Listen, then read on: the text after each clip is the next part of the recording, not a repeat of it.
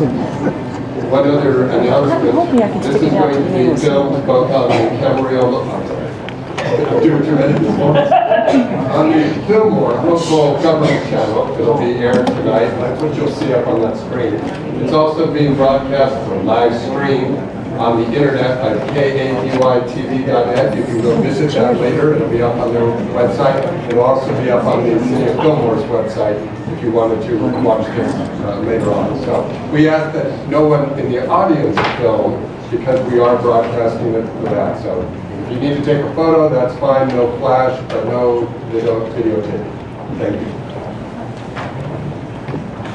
And Bob, are you good? Okay. Patrick, I'm going to assume you're good. We'll start in 15 seconds.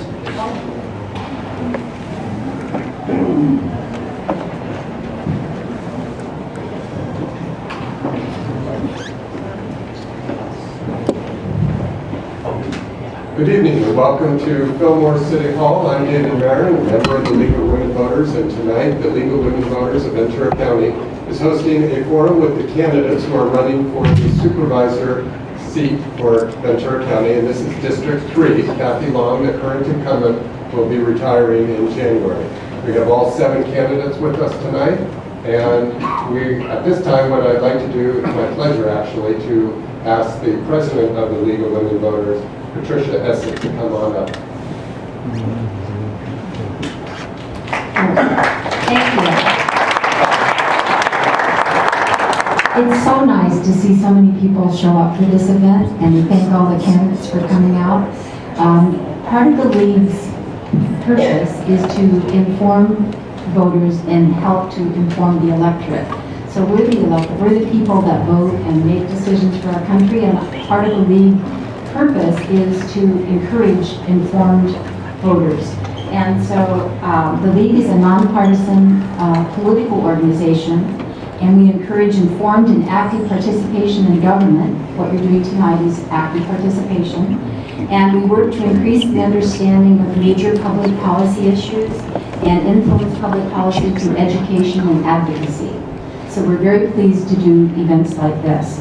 Our membership in the League is open to both men and women of all ages, and we have more than 93 years of experience and history.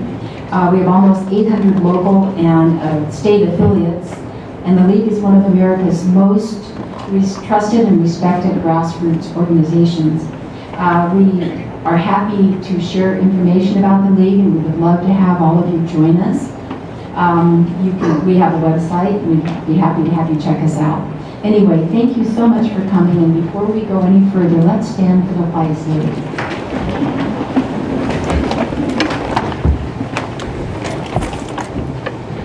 I pledge allegiance to the flag of the United States of America and to the republic for which it stands, one nation, under God, indivisible, with liberty and justice for all. Thank you. Thank you, Pat. So the way this program will work tonight is we're going to have opening statements for each candidate. We'll begin with Mike Morgan and work our way down. After that, we're going to take questions from the audience. We have volunteers who are walking around handing out cards. If you would like to ask a question, just raise your hand. We'll have a volunteer come by and pick it up. And if you decide you want to ask another one, raise your hand and we'll bring you another card. After we finish the opening statements, we'll take your questions. I'll try to get as many in as I can. And then when we're all done, we'll have closing statements in reverse the order. So at this time, we'll go ahead and begin with opening statements. And our first speaker is Mike Morgan. Good afternoon. I'd like to thank the League of Women Voters for sponsoring this forum. It has been my honor to have represented Camarillo as their councilman and mayor throughout the past 36 years. As their public servant, I've dedicated myself to the service of the community by working diligently to make Camarillo one of the safest and most beautiful cities to live. I graduated from Camarillo High School and received a master's degree in public administration from USC. I worked with the youth of Ventura County as a probation officer and retired as a United States probation officer. I'm married to Donna and have 2 children, Ryan and Angela. My membership in a number of county boards, as well as my relationships with people across Ventura County cities, has provided me with insight into the needs of residents living from Fort Wayne and Camarillo to Santa Paula and Fillmore, and all the rest of the 3rd District. Serving on the Economic Development Collaborative of Ventura County, I want to bring common sense solutions to cities throughout our county to help them increase their tax base, create more jobs, and provide a stable economy for the future. I want to bring people together to learn what they're facing and then work with them to achieve best results. My work as a board member of Ventura County Association of Water Agencies has provided me insight into a persistent problem that spans California, water. I've taken a proactive position on this issue and am currently working with other officials to complete Camarillo's desalination plant. Also, a line is being completed to distribute recycled water to parks and agricultural lands. These measures will provide stable, less expensive, and higher quality source of water. These efforts can be done in the county level also. They need to be researched. Other boards I've served on include Ventura County Air Pollution Control Board, the Ventura County Transportation Commission, Camarillo Airport Authority, and Ventura County Organization of Governments. I'm dedicated to protecting our quality of life and am concerned about our county's future and hope to continue representing you through my education, experience, and commitment. Thank you very much. Our next candidate is Jesus Torres. Good afternoon or good evening, and buenas tardes. It's a pleasure to be here. My name is Jesus Torres, and I'm a resident of Camarillo. Family and friends here in Santa Paula, Fillmore, and Cairo. It's always good to be here.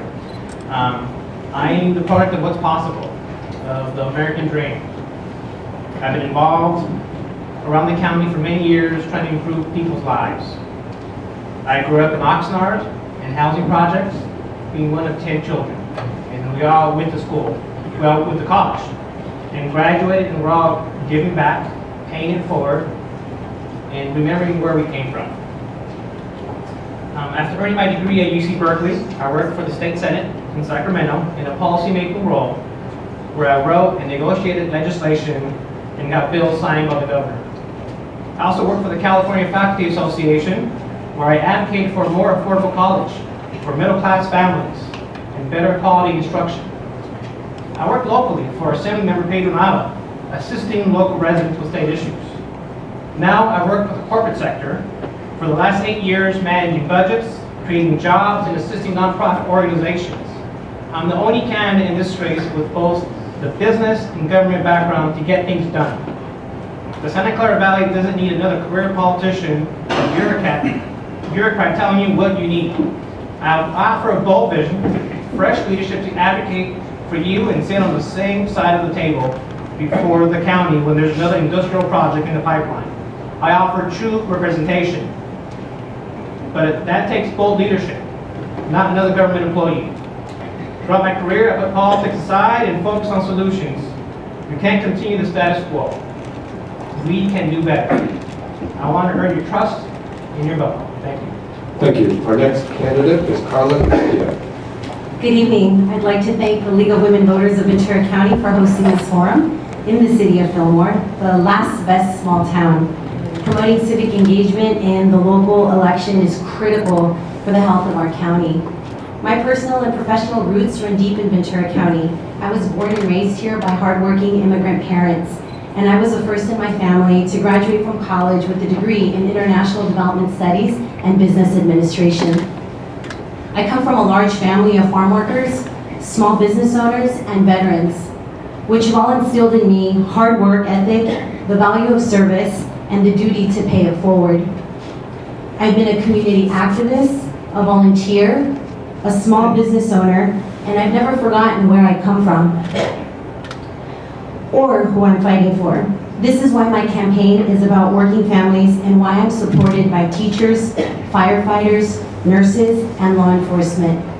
I currently serve as a district director for our state senator, Hannah Jackson. I have served as an aide for Congresswoman Lois Capps and also as an aide in the White House in Washington, D.C.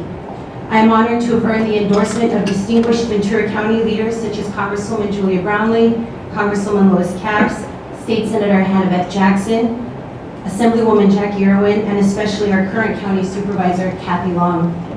I'm also honored to be endorsed by local community advocates, such as Irma Magana, Alex Ortiz, Delton Lee Johnson, and Martha Hernandez. This diverse coalition of support stems from my many years of tackling issues that impact Ventura County. I've worked on a wide range of local issues, and I'm here to address concerns regarding groundwater, increasing access to healthcare, and protecting our open space. With over 16 years of federal, state, and local level experience, thorough knowledge of policymaking, coalition building, and proven leadership, I believe I am uniquely qualified to represent the 3rd District and will be ready to do the job on day one. Thank you. Our next candidate is Dan Goldberg. Hi everybody, my name is Dan Goldberg. I am an independent candidate. Everybody wonders what that means. They think I'm part of the American Independent Party or the Green Party. Last year, I participated in a program called Ventura County Leadership Academy, and we went around the county and saw the different issues the county was facing. Through that program, I created a new political party called the Independent California Party. We're not yet qualified in the state of California, but we are working our way towards that. I'm also a grassroots candidate. This week we started launching precincts. We are not heavy on the fundraising because no one really knows who we are. But we're out there, we're talking to voters, and they really appreciate us getting out there. I was born in Camarillo. My dad was a farmer out on the Oxnard Plain, out on Juanita Road, if any of you know where that's at. I grew up on his ranch till about 12 or 13. During my summer breaks, he put me out there in the fields to work. He wanted me to learn what hard work was really about, so that I didn't grow up to be selfish or self-absorbed. You know, I can say I worked there in the fields. I cut, I bled out there, picked flowers. And, you know, it was only for a couple summers, but I've done it. I graduated from San Diego State. After graduation from San Diego State, I moved back home, and I've been here practically ever since. My platform is about instituting the Healthy Cafeterias Initiative. This includes offering children in schools healthy whole foods diets. They eat 2 to 3 meals there a day, so we should be feeding them healthy foods. That also includes removing soda machines from the schools. Yes, you can still send soda with your children, but schools shouldn't offer it. As well, we're going to improve access to drinking water through modern drinking fountains. Thank you. Thank you. Our next candidate is Martine Hernandez. Excuse me, Martine. That's okay, David. Thank you. Good evening, and thank you, League of Women Voters, for hosting this forum tonight. Welcome to Fillmore, the community I've had the privilege of serving for almost 2 decades now. Thank you to Fillmore Mayor McCall, Fillmore Mayor Pro Tem Groby, and Fillmore Councilman Manuel Minjares for your support and endorsements. It means the world to me. I appreciate that very much. I'd also real quickly like to recognize former 3rd District Supervisor Maggie Kitty in the audience with us tonight. Thank you for joining us, Maggie. As I said, my name is Martine Hernandez, and I'm currently the Mayor of Santa Paula. And I've been serving the 3rd District with your current supervisor, Kathy Long, for over 15 years. The last 5 years as her Chief of Staff. A bit of background: I'm a native of Ventura County, a proud veteran of the United States Air Force where I served as a medic. It is here in the fields of Ventura County that I learned the value of dignity, respect, and hard work ethics while working with my father, Manuel Hernandez, in our family-run agricultural business. This core set of values established the foundation for my career in public service. The 3rd District is the largest and most diverse district in the county, both demographically and geographically. I currently serve on over 15 committees, actively engaged in seeking solutions to many issues that affect our quality of life here in Ventura County. Some of those issues are public safety, healthcare, economic development, and management of our natural resources. So tonight, listen closely. Don't be fooled by campaign platitudes, empty promises, or interesting thoughts. 30,000-foot level thinking does not get the job done on the ground where it matters. I've been on the ground working for you, developing 15-year-long trusted relationships with close to 30 department heads and elected officials. I'm the only candidate with both city and county experience that will hit the ground running, not spend my first term in office learning how to job. Thank you very much. Thank you. Our next candidate is Kelly Long. Hello, my name is Kelly Long. Thank you very much to the League of Women Voters for holding this forum today, and for all of you. It impresses me so much. Thank you for educating yourself on our local government. As a Pleasant Valley School Board trustee and past president, a businesswoman and working mother, I have the proven experience to be an effective and efficient supervisor. As a mechanical engineer and not a politician, I have the common sense and I'll bring a fresh perspective. We must focus on what is best for our families and our communities. I received my engineering degree from Cal State Long Beach, where I met my husband, who's an engineer also. I've been working in Ventura County for over 22 years, and I started as a project manager, worked my way up to director of sales and marketing for an orthopedic company, and I'm very proud of what we've done in purchasing companies, selling companies, and utilizing my experience as an executive for policy-making strategies, budgets, and so forth. Now, I want to use that experience and bring that along with my school board experience. And on the school board, I'm so excited to see this. On the school board, I've been able to do a lot with our 5 boards. We are able to bring 21st century technology and STEM into the world of our district. We've been able to bring our volunteers and really make our school system more robust and bring in 5 days. Now, also, my husband and I have 2 small kids, which I hope will be leaving by 8 o'clock so they can get into bed tonight. We're really proud of being in Camarillo, and being a member of the Ventura County. My husband and I also volunteer many times in Fillmore, Search and Rescue, my husband does, and our PTAs, and our different nonprofits and sports and so forth. And we really focus on giving back to our community. Thank you very much. And our next candidate is Kevin Kilby. Thank you, David and the League, for holding this in the city of Fillmore. It's always great to be back to Fillmore. As it was said, my name is Kevin Kilby. I'm married. My wife Janet Kilby is here. My sister Chris Kilby is here. My stepmother Maggie Kilby is here as well. I have 2 daughters, and I have a family business in Camarillo for over 60 years. I started off as a director at the Pleasant Valley Recreation Park District for 2 years, and the last 19 years have been on the Camarillo City Council. My family has a long history of public service. We really believe in this county, and we want to always give back, and I'm trying to stand on the shoulders of giants that have done that. My broad experience has given me a lot of insights to water issues, infrastructures, libraries. I've been chair of the Ventura County Animal Services for many years, financial solutions, and I know how to balance a budget. This is the experience that I have has also allowed me to navigate very complex issues that the county faces here. I know how to get things done. My priorities are water, sustainability, and infrastructure improvements. Business development, I believe in good paying jobs here. I'll work to make sure that we have that in the county. And educational opportunities for everybody. I believe that everybody in Ventura County deserves a chance for a quality education and a high-paying job. It's expensive to live here. My goal is to provide each and every resident of the 3rd District with excellent service, and I will work very hard for everybody here. Those are my goals. I ask you to support my candidacy. Thank you. We'll begin with questions from the audience. As a reminder, candidates, you have 1 minute, 30 seconds for these answers. Jesus, we're going to begin with you, and let's jump right into it. Let's hear what you want to do for Fillmore. So what specifically are your priorities if you are elected as county supervisor? What are those priorities for Fillmore?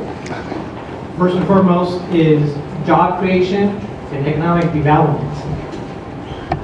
Over the past few years, we've been trending toward low-skilled, low-wage jobs in Ventura County. It's what I call the fast food economy. Taco Bell, Red Robin, Five Guys Burgers, and others have grown over 500% year over year. But the construction jobs, the manufacturing jobs, those are falling. So we need to create more jobs here in Fillmore, in the Santa Clara Valley, where the high-skilled, high-paid jobs, because these types of jobs give confidence to other employers to stay here, to expand, and they also work to attract other businesses to the area. I think here in Fillmore, there's a lot of potential for a lot of growth. There's a lot of space for a business park. There's been some in the planning stages in the past. We need to look at that again because there's a lot of potential for growth, economic growth here in this region in Santa Clara Valley. Okay, thank you. Dan, same question to you. What specifically do you intend to do for Fillmore if you're elected? Part two of my platform was to improve mass transit across Ventura County. That includes light rail for East and West County, I believe, a light rail system connecting Fillmore to possibly Ventura, or you could even get to the collections, maybe even the Fort Wayne Pier. I believe that would help alleviate a lot of congestion that happens, not just on the 101, but out here on the 126. I'd also like to see possibly linking that light rail to Valencia, because I believe a lot of you like to go to Valencia, but we have to get LA County on the board because we already have the tracks in place. We just have to improve the technology and get the train up and running. Thank you. Thank you. Kelly, we'll go to you next. What would you do for Fillmore if you're elected? Well, Fillmore is a great place to live. However, there are problems that we can't ignore. And status quo is just not enough. I think that we need greater and more efficient focus on good paying jobs growth and for local business development, while still sustaining the lifestyle and the environment that we love.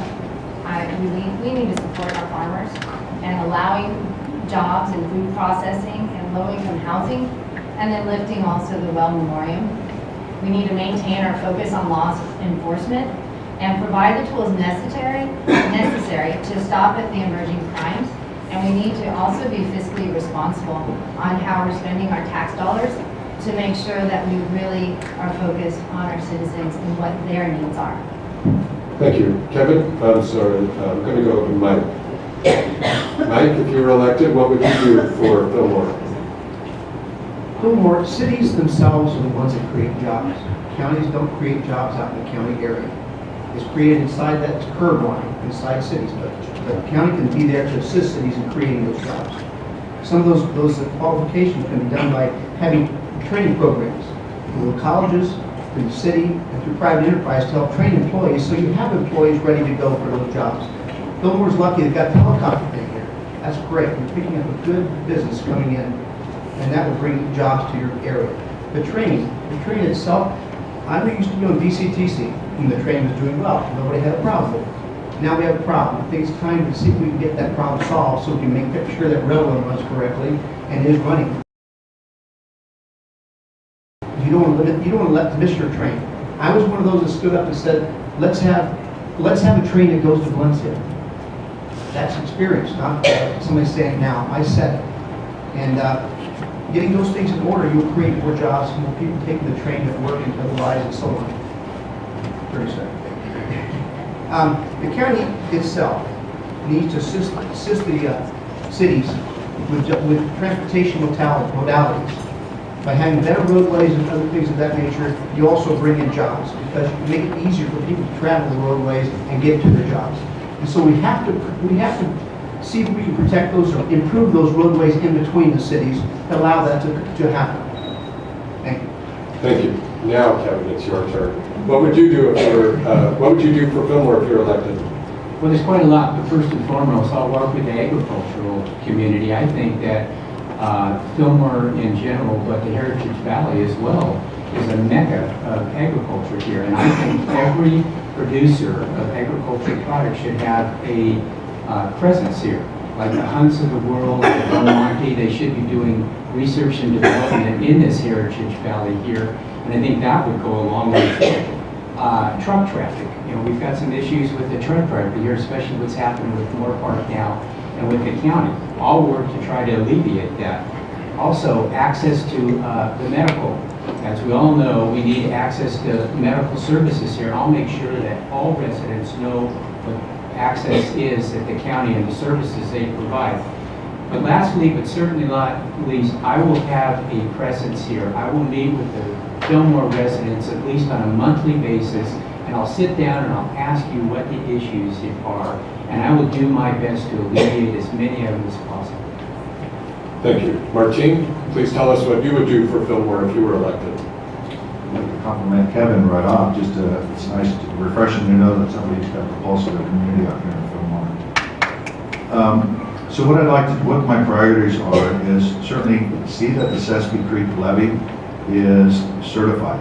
That has been going on since the early 2000s, creating the DFIRM, Digital Flood Insurance Rate Maps.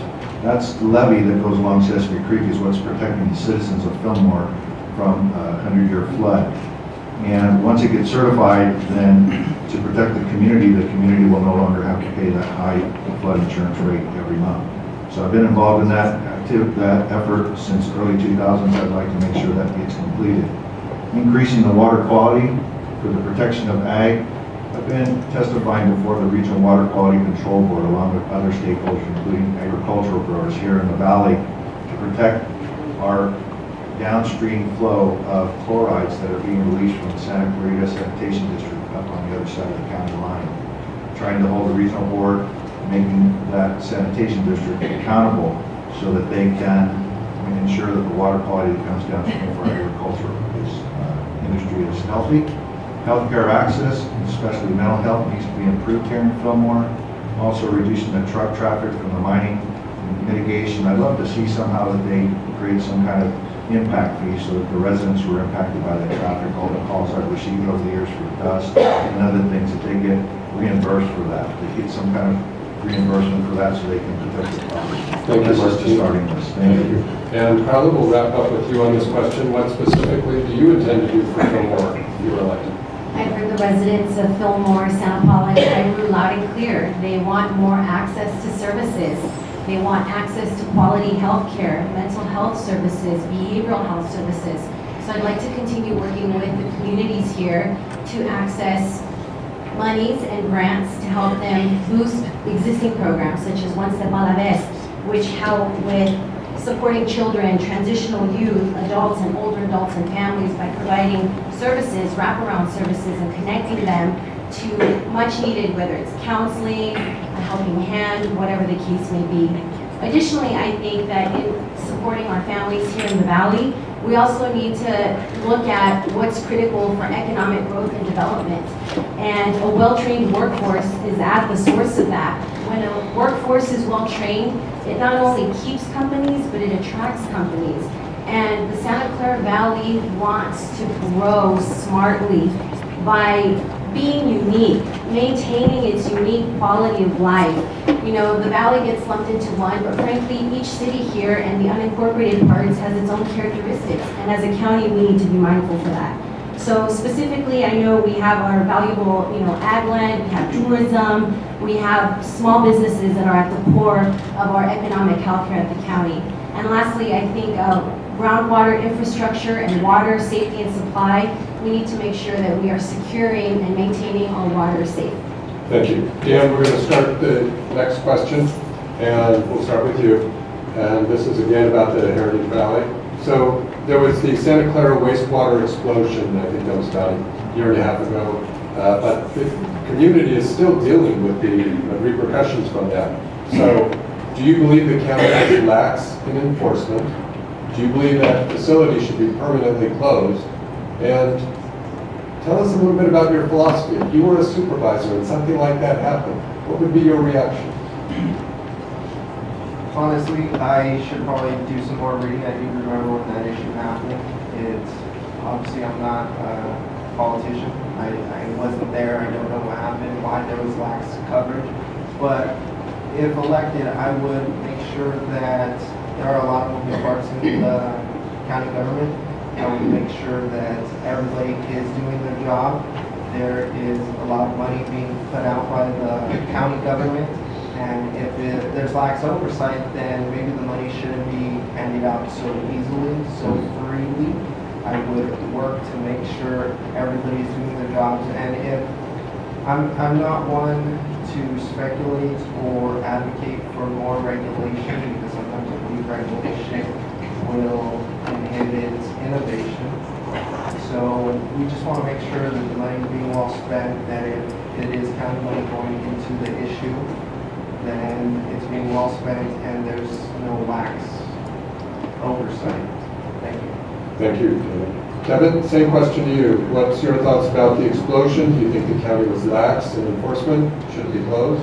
Well, of course, you know, the explosion was a very dramatic thing. It should not have happened. Of course, it shouldn't have happened. I don't know if it should be closed until we have something to replace it. Of course, you don't close something unless you have something to replace it. Was the county lax in that? Obviously, more could have been done. And I'm here to tell you that I will work very, very hard to make sure that if anything ever comes online that is has any type of county input into it, that it'll be done right, it'll be done on time, and it'll be money well spent. You have my word on that. Thank you. Carla, you're up next. What do you think about the explosion? Was the county lax? And should that facility be closed? So we're still dealing with the aftermath of the Santa Clara wastewater treatment plant explosion. We have families that are still looking after their injured and working through this situation that was created by bad and dishonest actors. And as a county, I think it's critical and important that we don't just sit by and suspend the permit. We need to revoke the permit in order to trigger a full environmental review before we proceed. So there are requirements that are currently in place, but were completely disregarded. And again, that was because we had bad actors. But moving forward, we don't have a full understanding of scope of what is existing on that property currently. So revoking the permit, triggering an environmental review is critical to moving forward in the aftermath of the Santa Clara wastewater treatment explosion. Thank you. And Jesus, you're up next. What's your thoughts about the facility, the enforcement, and should it be closed? Sure. Well, my number one priority is the health and safety of our residents. Whether it's on Apollo or the unincorporated area, we need to make sure that their health and safety is number one. There are 2 firefighters that were permanently injured for life due to that explosion, and that's on us, on the county. We need to make sure that the rules and infrastructure and accountability measures were in place to ensure their safety. And it looks like they weren't, because they didn't have the proper inspections, or the schedules weren't in place for that. It should be closed because there's a lot of details that we don't know about yet. The DA is investigating. 2 executives have been charged. So there's a lot of questions out there, and we need to make sure that the health and safety of Ventura County residents come first, and know that I am a fighter, I am a champion for that, for our families, and I will make sure that safety comes first, and our families should not be harmed by some bad actors. Thank you. Thank you. Mike, please share with us your thoughts about the facility and the enforcement and whether it should be closed. There are 2 entities at fault here. One is the bad actor, because they hid stuff. They're still hid stuff till recently. It was found again. That to me was ultimately bad actor. We also did not have adequate mental acts in the investigation of what was going on there. The situation. They're supposed to be the ones out investigating, not investigating, but inspecting all this products. People go and inspect the people that are making products that can explode. Well, somewhere along the line, our inspection process kind of hit the bottom, because they admit that paper. We can only take what we're hearing from the paper, because we're not getting the inside scoop with the district attorney and so on. But what it looks like is that there were 2 things happened. We had bad inspections, and we had bad players, even up to lately. Again, as they found it again, it should be remain closed until they find out what the ultimate, what they can do ultimately with that plant to make sure it's safe and secure, or can it be safe and secure? Because you do have the public to protect, and the house not that far away to be affected by this. Again, many people were injured. Firemen, like I said, were injured for life. And there are other, I'm sure there's going to be other employees that get affected by some of these illegal products that came out of that. Again, I think we need to have better inspections. Someone needs to talk to our people at the county level about what happened to them, why they didn't do the proper inspections. Because they could have found some of the stuff that was stored in tanks, what we read now, or what was found later stored in tanks, which everything was supposed to be gone. Thank you. Martine, please share with us your thoughts about the facility, whether the enforcement was appropriate, and should it be closed. Thank you, David. I'd like to compliment whoever asked that question. It cannot be answered in a minute and a half, but I'll do my best. There were bad players, no doubt. However, it was a very sensitive investigation. And the enforcement on an ongoing basis was done by the books. We've reviewed all those inspections. When they list all the chemicals that are on site and you find all those chemicals openly stored, check off the list, you're done with your inspection. You don't go peeking behind closed doors and behind locked doors and infringing on their rights as business owners and ruining a potential investigation in the future. So that's why I say when those chemicals were illegally stored, it was a very sensitive investigation. You had to get a search warrant in order to open up those locked Connex boxes where those illegal chemicals were stored, so that you have a case in court to fully prosecute over 7 individuals, not just 2, 7. And there was not just 2 firefighters injured, there were 3. I know because they were our firefighters in Santa Paula. And it was not the fault of the county, it was the fault of the property owners. There's no way that we could have protected those firefighters knowing that they were going in. When they hit the scene, they asked the property owner, do you have any dangerous chemicals stored on the property? They were told no. So they proceeded to do their first scene response and were surprised by what they found. So like I told you, the 3rd District Office was closely involved in monitoring of that site. The whole area has been cleaned. Everything before it left that site was tested. It was cleaned and taken to a Class 2 disposal site. Thank you. Thank you. Kevin, let's hear from you, please, on the same question about the facility. Well, it's very upsetting as community members when we hear about stories like this. And as an engineer, I don't understand how you can get to this level. You have a problem, you assess it, and then you solve it. If there is anything you should be doing is prevention. And so why the business owners didn't do the prevention has been known to me. I can't understand why you would put someone's safety at that level. No amount of money is ever that important for a person's lives. So I do believe it needs to be inspected. I do believe we need to be understanding the reports and make sure that it is completely safe before it ever is used again. So I would say bad on the business owners, and I would ask that we have a high standards for our business community leaders and also for our government leaders. Thank you. And we'll wrap this one up. No, we just did wrap it up. All right, let's begin with you, Carla, on the next question. The Ventura County Transportation Commission has been involved with an ongoing lawsuit trying to evict the Fillmore and Western Railway from the rail lines. Fillmore residents are concerned about this, and tell us how you could help to resolve this issue for all parties. So basically, what is your position? How would you help resolve this? Hot potato. We got to keep the dialogue going. It's a really tough situation. It's a lack of resources. And so I'm a firm believer where there's a will, there's a way. And we have a lot to work through. I know there's multiple agencies and entities that are involved with this issue. And I would like to continue to work with the varied stakeholders to see if we can come to a resolution. I know how important the railway is and the history of it to the city of Fillmore. And so we need to keep talking to figure out a solution. Thank you. Martine, same question to you, and just as a reminder to the audience, every member of the Board of Supervisors sits on the Ventura County Transportation Commission, so whoever is elected here would become a member of that commission. So Martine, same question to you about the ongoing lawsuit, and what would you do to help resolve it? So I've had the privilege of representing the supervisor on the Heritage Valley Tourism Bureau, probably not my first, my second assignment here in the valley. I used to meet here in the town of Fillmore regularly. Very familiar with what the Fillmore and Western Railway brings to this region and the tourism to this region, not just for Fillmore, but they've actually extended their service from time to time to Pirate and also to Santa Paula. It's been a very strong economic driver in our valley.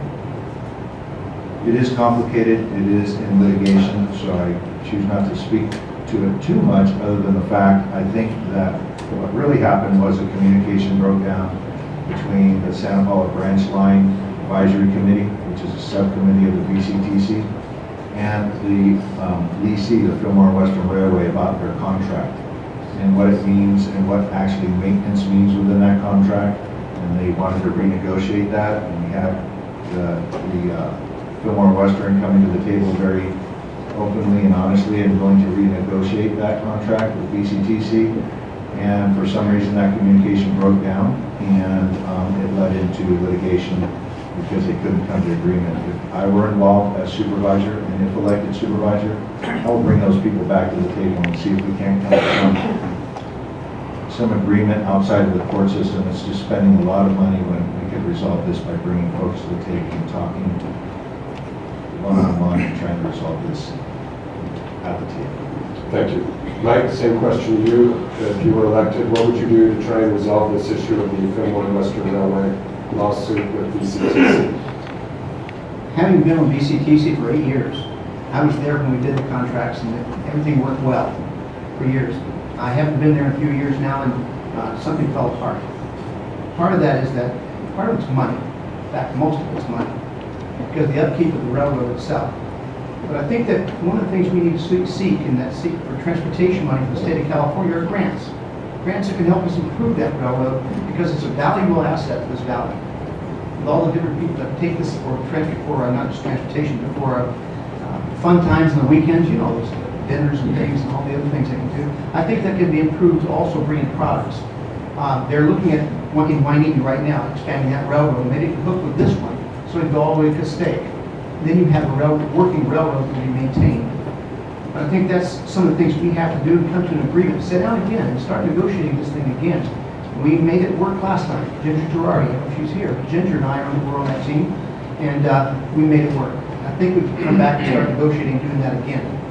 But again, I think this railroad, being very tourism is a big thing for this valley, and that really brings on the tourism. And so we need to bring that so we keep jobs, make money, and at the same time try to make this even better for the whole valley, extension and improvement. Thank you. Kelly, same question to you about the railway and the lawsuit. Okay, well, to me, the train and the railway bring added value to our area and to our community members. It's disheartening to hear that we're in litigation and that we're actually can't trust one another for the fact that we have to go through it legally. As a supervisor, I believe it's very important that we're listening to each other's teams and are actually collaborating to make sure it's working on both parties. That's the mindset I come from. How we get to litigation is where people are just hitting each other, not listening, closing the doors, which we need to. We need to make sure also that we're spending those resources wisely. So that also brings tension to the board, and then make sure that I have all the notes. Just the budgeting and running it the smart way for our communities to be compatible. Thank you. Jesus, same question to you about the railway. How would you resolve the lawsuit? Sure. There's a lot of issues that supervisors can get involved in, and it might be in the county's jurisdiction, it might not be. This is one of those, but one of the key jobs that a supervisor can do is bring people to the table, show leadership, and discuss ways to find common ground. And this is one situation. We need to make sure that they're back online, because this is a big key driver for the local economy. It brings people from out of the city. They can't just come here, they eat here, they may stay here. I know I've been here with my family when the Thomas and Tank engine comes here every year, and now they don't anymore, but we got on that train with the kids, and there were hundreds of people here. So it's a big economic driver. We need to bring that back and bring people to the table. Thank you. Kevin, same question to you about the railway and the lawsuit.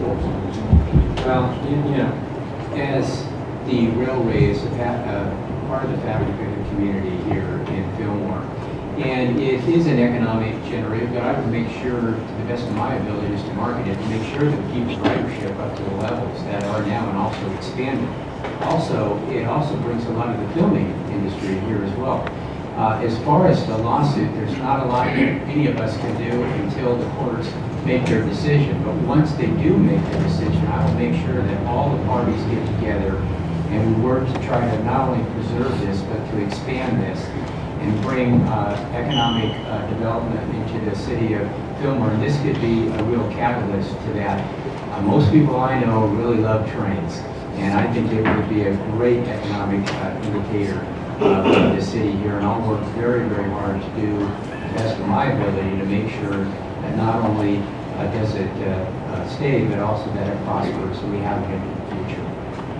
Thank you. Dan, we'll wrap up with you on this question, please, about the railway.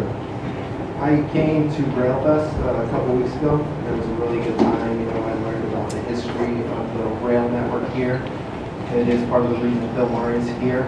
These network of rails out here used to connect Los Angeles to San Francisco. I learned that. And there's just so much rich history here in Ventura County. That's why I think the future of Ventura County is in light rail and a new high-tech train over, going down to 101. This will bring jobs to the county, and Fillmore. The light rail system, it's going to take people out to Ventura Main Street, possibly the rolling in here. New tracks need to get laid down, they need to get maintained. We need to get the federal government support in getting the money. We don't need the federal government telling us we need to tax ourselves more. The money is there, we pay into the system. Let's get these tracks updated. Let's bring back Ventura County's train economy. Thank you. Thank you. Martine, we're going to start with you on the next question. And let's talk about more of the social issues, there's groups that I'm sure you all have policies and thoughts about. Tell us what you would do for the women of the Santa Clara Valley and for the seniors of Santa Clara Valley. What special policies and plans do you have?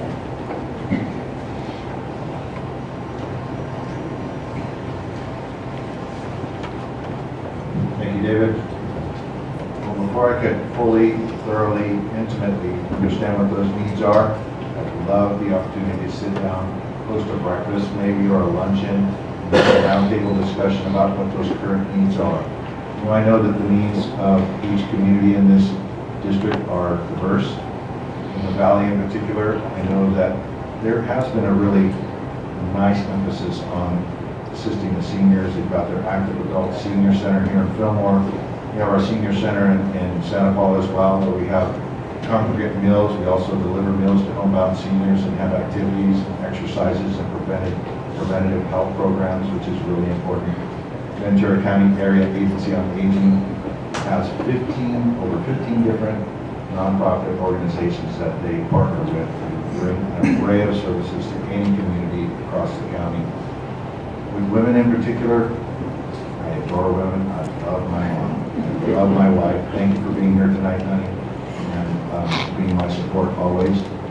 My sisters, all the way down to my granddaughters. I think multi-generational needs are important, so we can have preventative programs for the young women, development programs in terms of their education, their job skills for all the brave and say middle-aged women, and for our senior women, and just become attuned to what their needs are specifically here in the valley, and try to address those needs and bring whatever resources to meet those needs.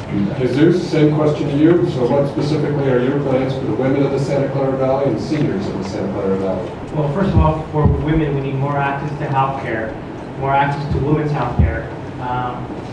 The valley lacks a lot of services that other residents in other parts of the county have access to. One thing I want to focus on is more access to shelters for women who are victims of violence. 1 in 4 women are victims of domestic violence, and speaking to a lot of advocates here in the valley, there's not enough beds. There's not enough services for victims of the violence, and that needs to be addressed. Domestic violence is an epidemic. It happens everywhere. We all know someone or something that's involved, and it's not always talked about. So that's one issue that I want to make sure we address. The second issue with seniors is that we need more senior housing. There's not enough senior housing. I walked around the neighborhood to talk to some people, and there's multiple families and seniors living together in one house because they can't afford housing. There's not enough senior housing. So whenever we put up any new developments, we should make sure and advocate for an allotment for senior housing. I would work with Victoria Jump. She's the director of the Area Agency on Aging on more adult daycare centers here in Santa Paula and Fillmore. These exist in other areas, but we need to bring them here in the valley because one of my main things is that we want to make sure there's an equitable distribution of county services here in the valley. Thank you. Kevin, same question to you about women and seniors of the Santa Clara Valley. Well, I be real kind to women because they, on average, live about 8 to 10 years longer than the men do. So they're growing and important constituency as well.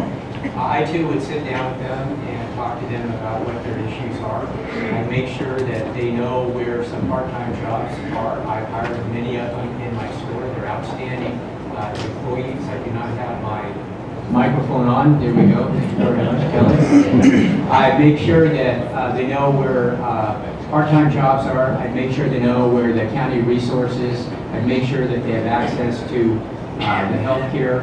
I make sure that they're active. You know, seniors are more active now than they ever have been in our country here. And I would make sure that that continues to happen here. Again, they're a wealth of experience, they're a wealth of knowledge. They're wonderful people here, and I know that they can add a whole lot, not only to Fillmore, but to our economy in general here, and also to the county here. Many of senior women work way longer than the typical 65-year-old used to be when they retired. They're working into their 70s, and I had one that was actually 80 that worked with me. They're very, very good employees. So I make sure that they stay active. They know where the programs are, and they can stay busy, and they have access to all of the county programs. Thank you. Carla, please share with us your plans for the seniors and women in the Santa Clara Valley. Women's issues, equity is something that I've been working on for a long, long time, including working side by side with State Senator Hannah Jackson to close the gender gap with regard to pay equity. So I think access, quality access to economic opportunities as well as health care access. A big part of it is closing the gap. So re-entry programs, for example, working with women that are re-entering the workforce, whether it is because they're getting out of a domestic violence situation, coming out of some hardship, coming out of an institution. We need to make sure that we are training and helping women reintegrate into our everyday society, especially to transition into strong economic jobs where they can support families. And a lot of these women are heads of household, so it's critical that we do that. In terms of access to health care, I mentioned it earlier, we need to make sure that we have more services here in the Valley that include behavioral health, mental health, and support for wraparound services to family. So I think it's critical that we work with trusted resources here. And regarding seniors, there's fabulous programming that I would love to, as a supervisor, work to strengthening. The Ventura County Area on Aging is amazing. We have ICAP that's under that helps to figure out underinsured and uninsured seniors access Medicare, Medi-Cal, prescription drug medication resources. And so I think these are good programming that's culturally competent to be reflective of the community in which we serve. Thank you. Kelly, please share with us your plans for seniors and women in the Santa Clara Valley. Okay, so part. Got your microphone on? Now I got it. Okay. Our team's been good at telling all of us about it. Okay, so first of all, as active retirees, I believe that we need to really engage them in utilizing our county programs. We have some fabulous programs, robust. We just need to make sure that they're engaged and supporting their needs as they grow old. Keeping them active in our community, in our schools, is also important. There's so much knowledge that we can really learn from them. And they just have years of experience that is something that we need to utilize. And also to listen to the concerns. So if we're not meeting our concerns of our citizens, what is it that we can do better? I think it's on everything we do is look at a situation, how we can fix it, and let's make it better. As for women, I'm a very strong supporter for women. I have 2 daughters in the background. I have friends that earn $10 an hour and they're single moms and they're just trying to make a living. I want to support them in our low-income housing to make sure that they can get it down to $36,250 cap. I want to make sure we're educating our women and making sure they know what they can do with anything that they want to do.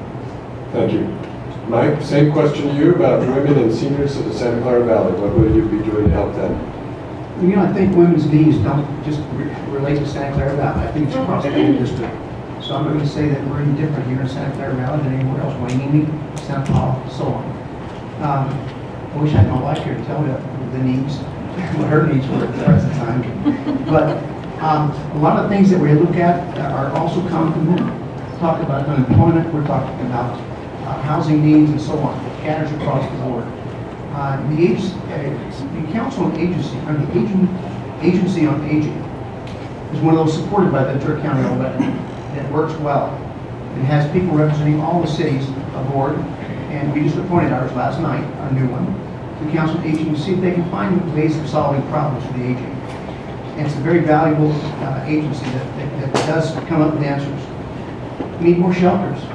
Victims need more shelters. It's a common problem throughout California, throughout the United States, trying to find money to buy shelters, to provide shelters for the homeless. Victims of violence and domestic abuse, that's where the helping women can come in. Because we need to look at that closely, find out ways of referring these ladies and children to places to shelter them when they do have that need. And Ventura County does provide that through its different resources, but I think it can be improved and we need to look at that. I intend to bring an RV to Fillmore at least twice a month, the whole office sessions here, not in Camarillo, not in Ventura, but right here, so we can get those. Thank you. Okay, Dan, luck of the draw, you ended up last on this one also, but please share with us what your plans are for women and seniors in the Santa Clara Valley. First off, I'd like to say I'd have an open door policy to everybody, seniors, women, and men. I would definitely have an open door policy to seniors, the old guys especially. I love when you guys come in and tell me everything I'm doing wrong, tell me how I've done it all before, and then I'm still learning. It's kind of the lack of political correctness that we hold so cherished near and dear to our hearts. I'd come out here, I wouldn't bring my RV because I don't have one, but I have coffees. You know, let's meet at McDonald's down the street, let's sit down, drink some coffee, and just sit there and chat, because sometimes in this day and age it's too fast. No one really sits down, communicates, does it the old-fashioned way. So I just want to talk to people and hear your ideas, because you are the voters, you are the constituents. We are here to serve you, not to serve ourselves. I'd like to include that I fully support women's rights. If elected, I would never do anything to threaten access to care. I do have a wife, I have a sister, I have a mother, and hopefully one day I'll have a daughter. And I want to make sure that everybody is taken care of and treated equally. Thank you. Thank you. Kelly, we're going to begin the next question with you. There's several types of developments that are being talked about in the Santa Clara Valley. And two of them we'd like to hear your thoughts on. So the first one is Caltrans is pushing to put in roundabouts along the highway. What's your position? And also there's a proposal for a speaker plant in Santa Clara. And for any of you who may not be able to take a position on the speaker plant, please share with us at least your thinking about how developments like this should happen. So Kelly, the roundabouts and the speaker plant. Okay. First of all, on the Caltrans, so many months I've been researching what's going on with our counties, with our cities, and really spending the time with people to really hear what the issues are. The one thing that I've showed up to the focus groups for the Caltrans issue with the 126, it's alarming to me that we're spending taxpayer money on Caltrans reports that were going to come out in the spring of 2016, where you have all of our voters and all of our citizens there fighting against it. If you're looking at me, an engineer, I'm looking at how are you going to get two semis to go a roundabout at what speed? Does anyone know? I'm sorry. I could talk all day on this. It makes no sense to me. I understand in situations and where in Palmdale and so forth, in my examples that they give you, I don't feel are adequate. I'd love to see how much farmland is going to be taken by that. I would love to see our transportation needs fit in a different way so that we're actually keeping those fatal accidents from happening and actually building a better system. I think that's really And the speaker plant. Oh, yeah. Okay, and the peaker plant. As for that, I don't know as much information about that, but I would research it and be able to make a good decision on it. Thank you. Up next is Dan. Please share with us your thoughts about the roundabouts and your view on the peaker plant. I also believe the roundabouts don't make sense. Yes, people drive fast out here, starting when you're leaving Ventura. Ever since the last couple months, I've been coming out here a lot more frequently. Used to not visit, only come out here for fireworks when I was younger. But now, just driving out to Piru, I almost drove past it. It was so small. But I also noticed I'm doing 80. You know, you don't notice because it's wide open and everybody else is doing it. But are roundabouts really the answer? I don't think so. They would impede traffic. It's always been dangerous out here since I was a kid. And so what the actual answer is, I'm not sure I can come up with it. The peaker plant, I also need to do some more thorough research, but I just want everybody to know when I do invest research, I look for all the answers. I look for A, B, C, D, and E, and then I scratch my head and take a break and say, let's come up with F, G, H, I, J, K. You know, let's not just settle for our standard answers that we get fed by government. You know, let's really sit down, devote time, we have the resources, and figure out a good answer. Thank you. Thank you. Jesus, same question to you. What's your position on the peaker plant in Santa Paula? And what is your position on the roundabouts? Sorry, on roundabouts, wow, you know, the 126 is a little dangerous. We have friends here that own the Fillmore 18 Air, and the wife got in a car accident 2 months ago, and she really had it really bad. Yeah. So there are some traffic issues there. So they need to be resolved in one way or another. Whether roundabouts are the answer, I'm not sure. I want to listen to local residents and see how they feel about this issue. I'm not a fan of roundabouts. I used to live in Europe, and cars go around all the time, and I still get lost. And so I'm not sure it's right for us. So, but I want to listen to local residents and making sure it's the right choice. Mission Rock, I started early on in the process, and I went before the city council in Santa Paula when the application went in, and I have to say that if Santa Paula is going to bear the burden of something like this, we need to make sure those jobs are part of a, or they have prevailing wages, and to employ local families. There's long-term and short-term jobs, and we need to really examine whether or not we want 2 jet engines out back and check out the noise, the health and safety of local residents. It's still early on in the process, but I don't know about you, but I'm not sure if I want 2 jet engines going off. Thank you, Jesus. Like, yeah. And Mike, same question to you about roundabouts and potential peaker plant in Santa Paula. I've been in Fillmore and Santa Paula when we had hearings on this roundabout. Roundabouts, it doesn't take an engineer to understand. Roundabouts are going to slow traffic. Have you been in Fillmore and Santa Paula on heavy weekends? And now if you add more trucks to it, you see what's going to happen in a roundabout? There are other alternatives you need to look at. Maybe those alternatives are median guards like you have in freeways, in places where there's more accidents, more occurrences of this. It'd be cheaper and get less of an influence on traffic in this area. I don't think the citizens of this valley really want to do that. Now, peaker plant, we'll look at that for a second. I was at Santa Paula when we went through that peaker plant hearing. I'm also in the Air Quality Control Board right now, and that whole issue has to go with the IR, has to go before the Air Quality Control Board. A lot of studies. I mean, this will take about 3 to 4 years before they finally come up with all the different, what do you call it, mitigations. And also, it might not happen at all, because they got to see what happens with the land behind that, when prevailing winds go.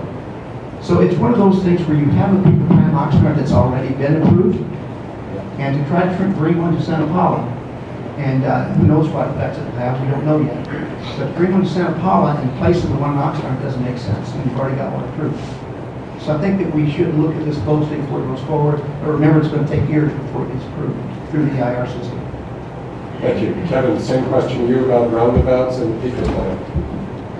Yeah, as has been said, I'm not in favor of roundabouts. You know, they might work in Europe, but I haven't seen them be real successful in our country, and certainly not in the state of California. As far as the peaker plant, I know that it's under somewhat of a discussion here. The preferred site is still Oxnard, but I would have some questions that I think people in the Heritage Valley should ask, in particular, perhaps residents of Santa Paula too. And some of those questions would be, is it truly needed? Are there new technologies out there that may not have to have a peaker plant per se? If it ever does get approved, who is going to be in charge when it gets decommissioned, and what cost, and who's going to take care of that as well? I'd ask questions like that too. I know there's been, it was discussed and then was kind of put off to the side a little bit, and then when the PUC had some issues with Oxnard, it's been somewhat rekindled. But I understand that it's an issue that has not been thoroughly discussed yet, and I'm sure that the people of Santa Paula should have a say in this. I hope that they will. It's a little bit unclear as to whether or not they will, but you know, the Heritage Valley has been looked upon for these type of facilities here. And I think we really have to ask the question, A, is it really needed? B, at what cost? C, who's going to be in charge of it? And D, when it gets decommissioned, Thank you. what is the cost going to be? Thank you. Carla, same question to you. Peaker plant and roundabouts. So I think it's pretty unanimous that the communities in the Santa Clara Valley, including their council members, are not supportive of roundabouts. And it's incumbent upon regional leaders, especially as a county supervisor, to represent those interests at a larger level. So I think it's critical that we continue the dialogues with Caltrans to make sure that the safety measures that do absolutely need to happen on the 126 are in line with the vision of the communities that are directly impacted by it. So I do not support roundabouts. The other thing regarding the peaker plant, the Santa Clara Valley has spoken. They're using their voice. They're saying they don't want it. And so, you know, in addition to listening to the voices of individual community residents, community organizations that are against the peaker plant, we also have other factors that are impacting the valley. We already have some of the highest incidences of lung disease in the valley, particularly in Santa Paula. And so what about particulate matter and other issues when we move forward with fossil fuel type of technology? We have cleaner, better energy that would be just as great at creating local prevailing wage jobs, and that's the type of solution that I'd rather go for. Thank you. Martine, we're going to wrap up with you on this question about roundabouts and the peaker plant. Like I told you in my opening statement, I've heard some interesting thoughts and ideas. But let me share with you some of the work that I've been involved in as representing you as your chief of staff. You know, the roundabouts came about as, no offense to engineers, but an engineer dream. You know, Supervisor Long, Kathy Long's office, was contacted by Fillmore and Santa Paula elected officials about the high incidences of head-on collisions along the 126. With that, we hosted a community meeting in Santa Paula in 2008, and have the DVD if anybody would like to watch it, about what the community felt about that, and they gave clear feedback that a median barrier project would probably be most ideal. Once that started getting investigated and with the input and bringing the stakeholders together, which is my philosophy, brought the ag community, public safety, first responders to the table, there's discussion about access and doing U-turns, and so it was re-looked at, re-engineered, and re-engineered, and they've been taking their time to go over what that came up and what that ultimately meant, and they came up with roundabouts. I would never support roundabouts in this beautiful rural valley that we live in. Secondly, peaker plants, there's no application involved. It's at the certification of the data stage. There's a discovery phase next, which we'll all get a chance to hear more about it, and I will be your voice when it comes to making a decision on that, combining science along with thorough environmental review to base a decision on that and that alone. Thank you, Martine. Jesus, we'll start the next set of questions with you. Rather big issues for people to think about in California and Ventura County. One is that 75% of Ventura County's residents are heavily reliant on imported state water supplies. Governors proposed a fix known as the Delta Tunnels Program, and Ventura County, there's over 30 cities, agencies, and business organizations that support it. Where do you stand on the Delta Tunnels, and where do you stand on the half-cent sales tax increase with transportation? Sure. Well, the Delta Tunnels is a huge project. They're talking about a $65 billion project, which will build 2 tunnels, 40 feet tall, 30 miles long, under the delta in that area. They're doing it to preserve some of the ecological factors there with the delta smelt and the salmon there, and it provides more reliable water down to Southern California. I think if we can finance it, there's a lot of issues with water agencies and the Metropolitan Water Agency in LA and the San Joaquin Valley Farmers. They're trying to come up with an agreement. If they're able to finance it, then I would be in favor of bringing more reliable water. But that's not the issue. The issue is, how do we as a county build our own infrastructure where we don't have to rely on unreliable state water? That's a key issue. And it's a combination of various things. How do we create infrastructure to catch stormwater runoff? How do we create more infrastructure to recycle water for our ag and growers? So I for creating more projects where we can be less reliable on that state water project. In terms of the transportation tax, I am in favor of it. We need to make sure that there's accountability measures, that we make sure that that money is spent only on transportation projects, and we need to make sure that there are public transit options built into it. Thank you. And Dan, share with us your view on the proposed Delta water tunnels and on the sales tax increase for transportation in Ventura County.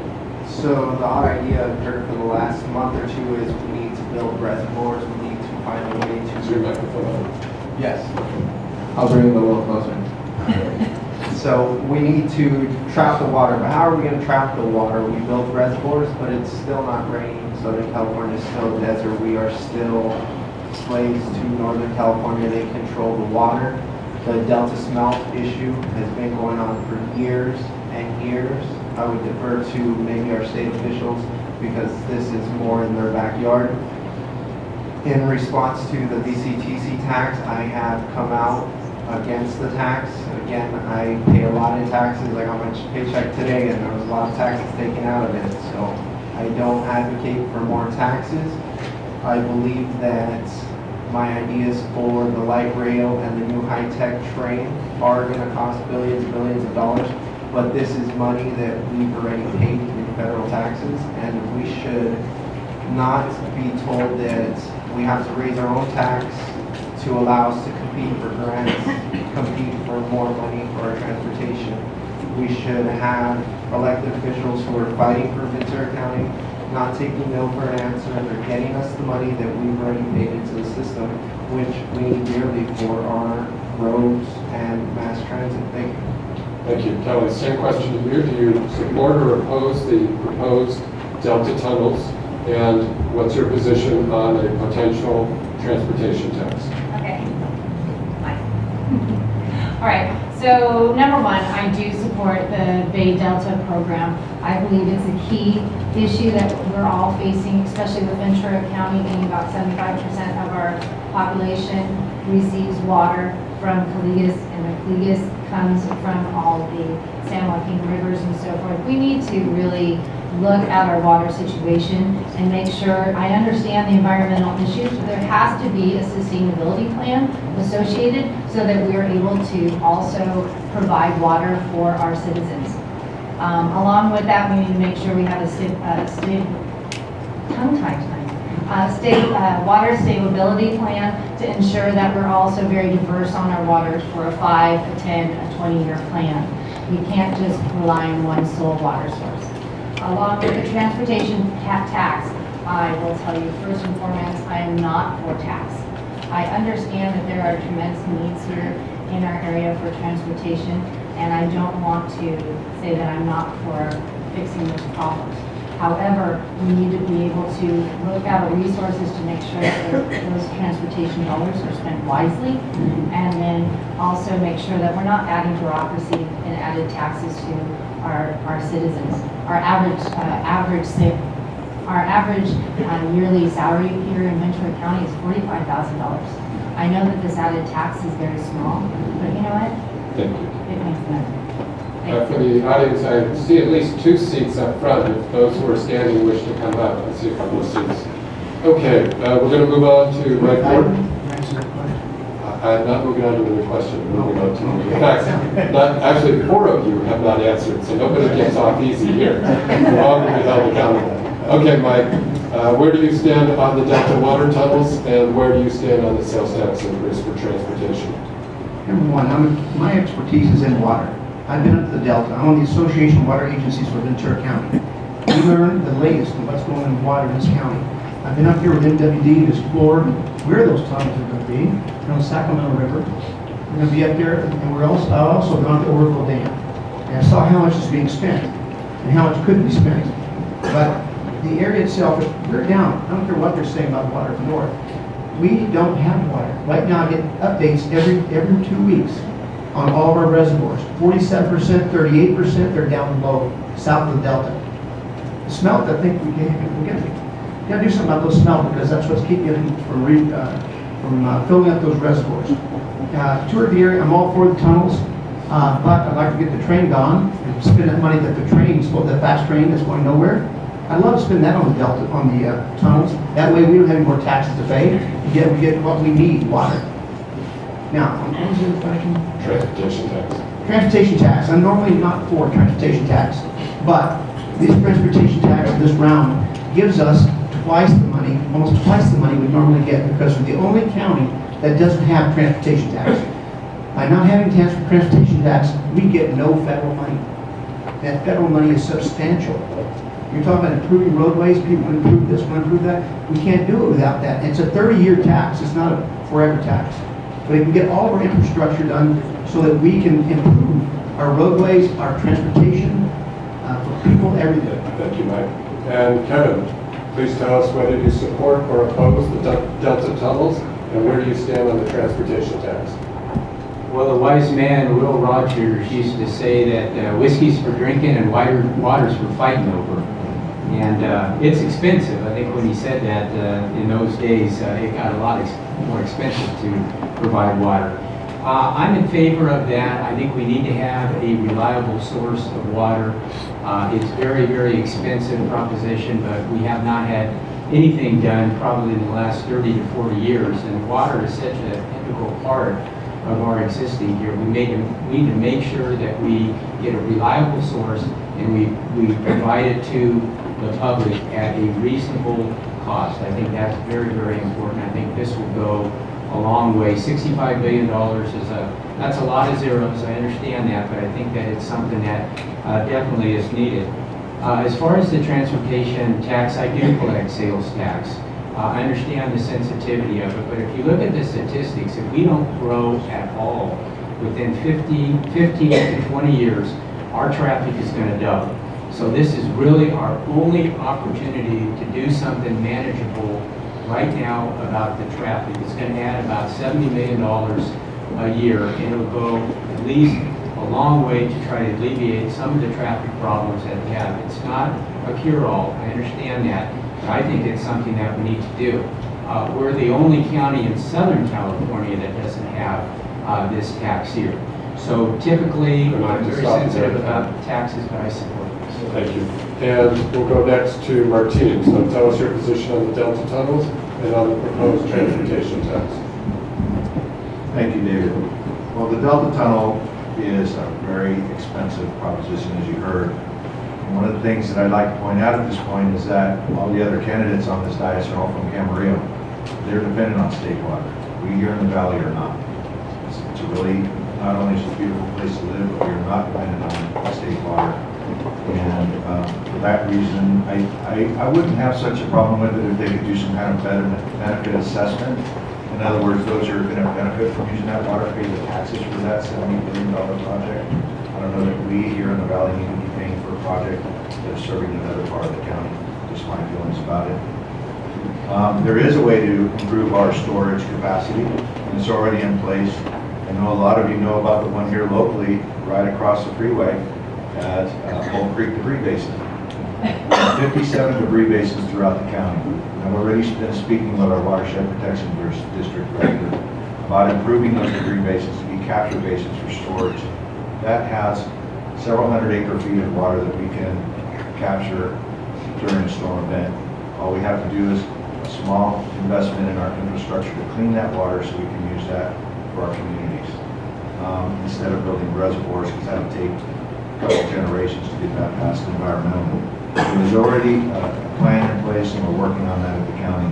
Half-cent sales tax, I believe for a half-cent sales tax, I can support that because of the regional benefits to our regional road network. A lot of people don't have the ability to work in town, so they have to travel.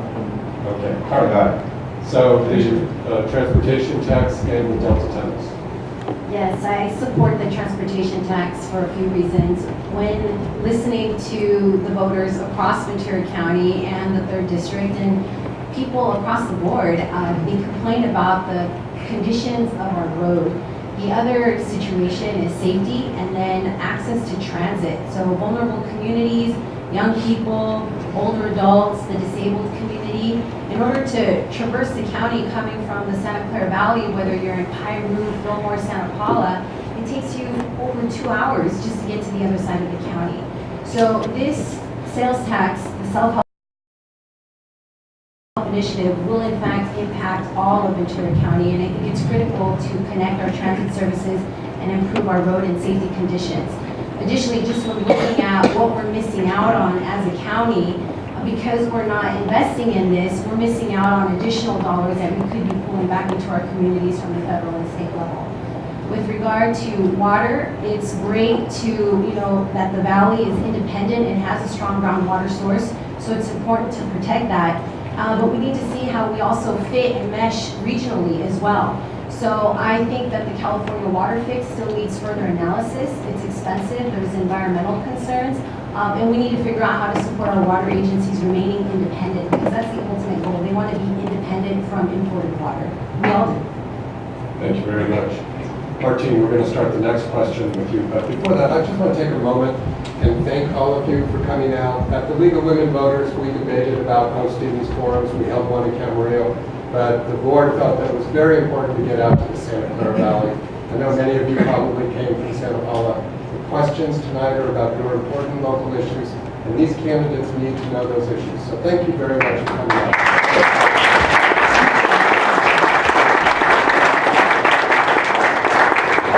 Okay, I'll allow applause for that. Okay, Martine, New Hope Farming Company in Piru has had in the planning stages a large planned community encompassing Ventura and LA County. What knowledge do you have about this project, and do you support or oppose this plan? I have about 3 boxes of files of knowledge on this project, David, quite frankly. I was hoping somebody would bring you all up, because it's that 800-pound gorilla has not gone away. The last I heard, and it's been some time, that it's a phased-in community. I've actually visited the site to get feet on the ground to see exactly where it is located and how it's potentially could impact this valley, not just with increased stormwater runoff, because as you can now imagine, it's pervious surface. They start cementing the sidewalks, the streets, all that runoff has to come somewhere. So we've been doing a lot of study on our side of the county line in terms of what that extra flow is going to mean to the Santa Clara River. We've been fortunate in the sense that one of the local environmental groups, Friends of Santa Clara River, has filed a successful lawsuit along with other environmental groups to hold the project because of the environmental studies appear to be inadequate, and particularly with the permits needed from the Army Corps of Engineers. So it's been put on hold. This is probably about the 4th lawsuit that they've been facing. They have invested millions and millions of dollars in some minor infrastructure. My hope is that it breaks the bank for them and never build it. That, to me, my opinion, would ruin the makeup and the feel of the valley with that added traffic. It might be economically advantageous to us for some of our businesses. When we talk about 20,000 homes just on the other side of Piru, it really has a devastating impact. Thank you. Jesus, same question to you about the New Hope Farming plan. Sure, I've spoken to many residents here, and there's a concern about the change in the fabric of the community in Piru. There's a concern that Ventura County will slowly mesh with LA County and sort of be one area. That there will be a lack of any types of greenbelts. There's concern on traffic. There's a concern of who will live there, who will move there, and who will be our neighbors. And so, and listening to all of those concerns, I would hold my judgment until we see what's going to come out of the lawsuits. I'm very afraid of 20,000 homes in that area, and the impact to our local residents here in Ventura County. So in listening to a lot of people, I would hold back and inclined to not support the project because I think there's a lot of impact, a lot of questions for our local residents. Thank you. Kelly, same question to you about the proposed New Hall farming plan to develop parts of the valley going into LA County. Okay. Well, first of all, looking at plans as large as this, you really have to look at the density. Transportation. My key thing is where are we going to work? How long are we on that road? You know, the quality of life is really important. The quality of life of the community members that are there currently and those that would join the community. We also need to have those EIR reports and ensure that everything is copacetic, that the sound, environmental issues are made. There shouldn't be a bill that doesn't go through all of our processes. So I would really hold off. I want to see what's going to happen next. And I really want to make sure that we're fitting the right need for our community members. Thank you. And we'll go to Carla next. Same question on the law firm. The people living in the Santa Clara Valley are concerned about air quality, congestion, growth issues, all the same. And at the end of the day, a project that's 21,000 homes, you know, who is that housing being built for? Whose economy is it benefiting? There's a lot of questions out there, and so it remains in litigation. I wouldn't support this project. I would like to get more input from the community that would be directly impacted by this. Thank you. And we'll go next to Kevin. Same question.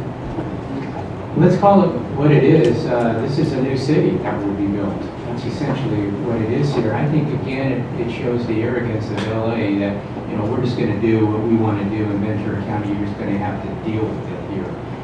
There is a lawsuit going on with this, and obviously we'll wait to see what happens with that lawsuit. But make no mistake about it. This will change the demographics, and this will change the culture, and this will change what the quality of life that the Heritage Valley has here. There's no way that you can build 20,000 homes and have that happen here. So we need to be ever vigilant in this. We need to make sure that our voice is heard because we are important here. I don't see a lot of benefits to the Ventura County with this project at all. Perhaps LA, yes, but Ventura County, no. So I would wait until the end of this lawsuit, and then I would definitely ratchet this up and get a lot of opinions on this and work on this and make sure that we can stop it, because I don't feel that it's really beneficial to the valley, at least not the way that it's being proposed at this point. Thank you. Dan, same question to you on the new Hallman Ranch planning. I'd like to start by saying that I would need more information before I can come out in support of the new Hall Land Ranch project. 20,000 homes is a new city. It's a new future of right down the road. You know, we talk about roundabouts. We're going to need more than roundabouts if the new city gets built. If it does move forward, I would want to make sure that there are mass transit plans incorporated into the development. I think much too quick developers are quick to let's just stop at as many houses as we can, condos, and make the best of what we have. But we have to incorporate mass transit because the number of people are going to only increase. That means they're going to have cars, they need to get around. So we need to make sure that in the planning there is mass transit capabilities incorporated. And if it also moves forward, I would like to see mixed-use projects. I mentioned that in our last debate. These are bottom floor businesses, top floor apartments, condos. You know, you see it on the East Coast, New York City. If we're starting from scratch, let's start from scratch and use mixed use, and let's also incorporate mass transit. Thank you. Thank you. Mike, we'll wrap up with you on this question about the development. I'm against this growth until we can find out what LA County is going to do to us next. We had a problem with the sanitary effluent coming down the roadway and affecting our farmers, affecting our crops. That still has not been solved. That still has not been mitigated by LA County.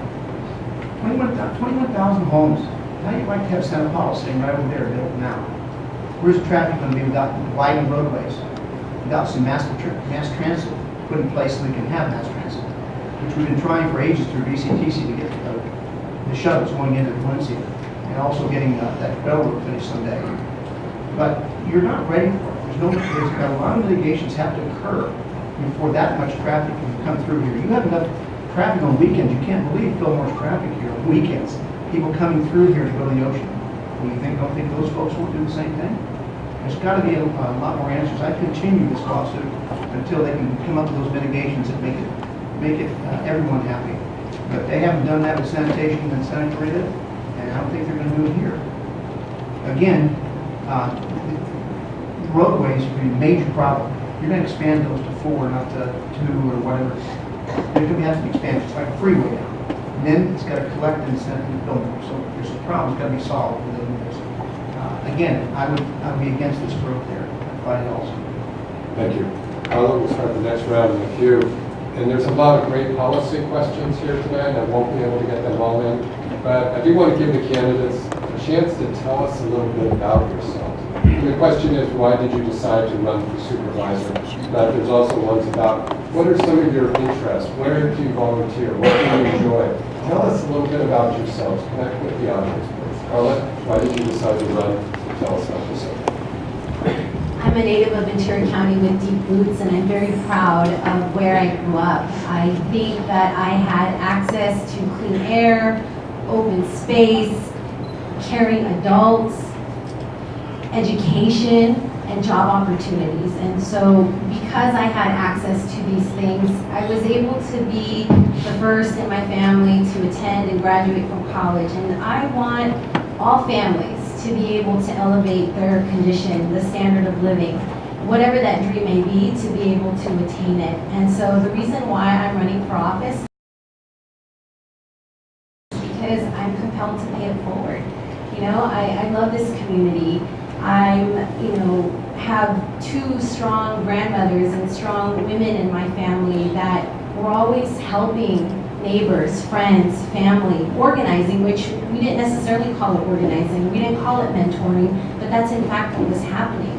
And so, I recently ran into my 2nd grade teacher at the Pleasant Valley 50 Plus Expo, and we reconnected and we had a really great conversation. What my teachers would tell me, and now that I'm grown, that you were mishelpful. You wanted to be a part of the solution. You always wanted to protect the kid that was getting bullied in the play yard. So that's who I am. I want to speak up for those who don't have a voice, and I want to connect the different communities so that we can see ourselves as a more integrated and super connected community. Thank you. Martine, you're up next. Please tell us about yourself and why did you decide to run?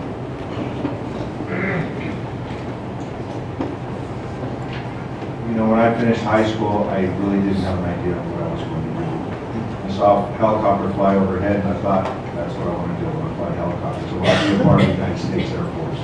I joined them, tested really high in the medical field, and became a medic. From that point forward, I knew my job was helping people.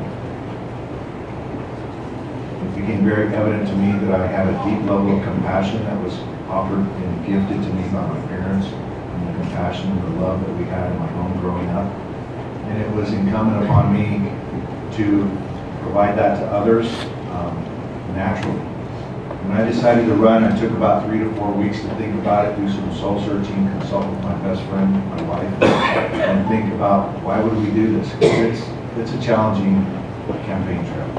I'm not going to kid you. It takes a lot. And it takes courage. And when I thought about what a beautiful family we have, and the connectivity there, and the connectivity that I've created over the last 30 years of serving this county, in my volunteer roles of running a tattoo removal clinic, on the board of Interfaith Children Family Services, providing domestic violence shelters, and runaway homeless youth shelters. My vision is that we all become family. That we all start thinking about each other as family, and we take time to talk to one another and help one another. I'll be helping whether I'm elected or on a nonprofit board, but you'll always see me helping. Okay, Mike, please share with us a little bit about yourself, some of your interests, and why did you decide to run for supervisor? At one point, my parents thought I was going to be a missionary when I was a kid in Texas, because I like helping people. Well, my whole life, my professional life and my personal life have been dedicated to service the community. I've been, like I said, probation officer for kids. I love being a probation officer for kids in this county. 5 years I did that. And then I became a federal probation officer and dealt with a lot of different drug programs and got people in straight away in a lot of ways that they'd never gotten there if I hadn't been there to help them. The right books did. I coach kids. All through, I did 10 years of coaching kids in baseball, or in football, excuse me, baseball. Sister cities in Mexico, Fort City and Camarillo. I speak Spanish, I speak a little bit of Chinese. And in all the things that I do, I look at how can I help. And that, when I look at a problem in the city, we see, okay, let's find a solution. Not just say no, yes, no. Let's find a solution, make it work. And that's what my whole career has been, trying to help people. And I intend to keep doing that. Even if I lose this race, I'm going to keep doing that. I've been to this valley many, many times. Many of your council meetings here in Fillmore, many times. And also in Santa Paula. He'll tell you that I've been there and listened to all their meetings. Been to Wainees, because you need to know what other cities' problems are. And there's any way you as a county member can help. You don't know that unless you attend those meetings, especially budget meetings, to find out what they're doing. And that's my whole thing, is trying to help. Thank you, Mike. And we'll move on now to Kelly. Please share with us a little bit about yourself and about why you decided to run. That's a fabulous question. Thank you for the person who asked this. It's really interesting. I got into engineering because I like to help people. Casting tape, diabetic footwear, whatever you got, anything to prevent and to heal people to do amazing things. Even from working with my grandfather in manufacturing, and he had a sports reconditioning shop, I learned how to do the reconditioned shoulder pads, spray paint helmets. You know, I earned the right to know what hard work is really about, and I've done that for all my life. I have 2 kids, and with those, you're always engaged. You get engaged in the community, and I'm always asked to do more. Build garden boxes, Kelly. We need this, we need that. And we needed someone to be on the Pleasant Valley School Board because we needed someone to fit that need. And I was asked and encouraged to do so, and I got it. I've been asked and encouraged to run for this supervising role because I'm that person you need when you need help and you need to get it solved. That's where I've always been. So I'm here not because I feel this is a stepping stone. I'm here because I want to meet the needs of our community. Because the community supports me, they support my kids, my husband, and my husband and I have always given back. My husband does search and rescue, which I don't see many nights. Thank you to Rick Neal and all of you guys. But, you know, it's a team effort, and we're all about it. So I want the very best for Ventura County, truthfully. I'm very passionate about it, and I just want everything to be really good for our future. Thank you. Jesus, same question to you. Tell us a little bit about yourself and why did you decide to run?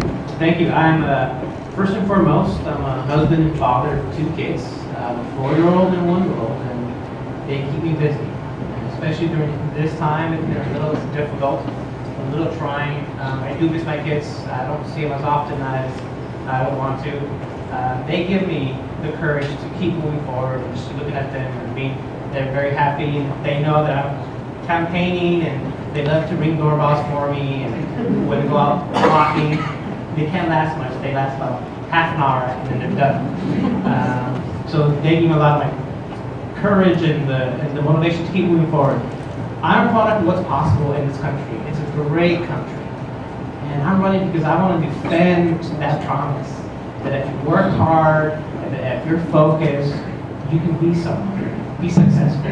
And we can break the cycle of poverty here. That's how I got started. My father was David Aceto. He worked the field, and he worked in a processing plant. You know, and we were low income, but we all went to school. We had good family values, and we're able to break the cycle of poverty and make something of ourselves, and now we're giving back. And we're a family that was recipients of county social services. So I walk in the shoes of those that struggle, and that motivates me to run. And I hope you guys see that too, and join me. Thank you. Thank you. And Kevin, same question to you. What's some of your interests? Why did you decide to run? I wanted to be a professional baseball player, but I couldn't hit the curveball. So that didn't work out for me. I'm a member of the Lions Club. I also the Knights of Columbus. I've been on the hospital board. I love to spend time with my family. I have 2 rescue dogs that I love to walk. I think that's just really one of the highlights of my day. You know, as a 19-year city council member, and many of you in here, I'm sure have been asked the same question, is there any other political position that you'd like?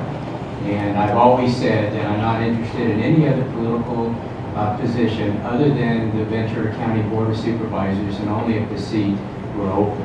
Well, this fits that criteria. As a small business owner, as an elected official, as a problem solver, I have cousins who own ranch property in Somas. I have that background. I'd like to see if I could take what I feel my strengths up to the Board of Supervisors and bring people together. I love to talk to people. I love to ask them what their issues are. I always learn more when I talk to people than when I listen to their issues and what I think will be the issue. I love to do that. I love to solve problems, and I think that I could bring that game and those type of experience that I've had up to the Board of Supervisors. And you know, Maggie Erickson Kildee's here too, and she's talked to me at length about the Board of Supervisors too. So I look forward to that.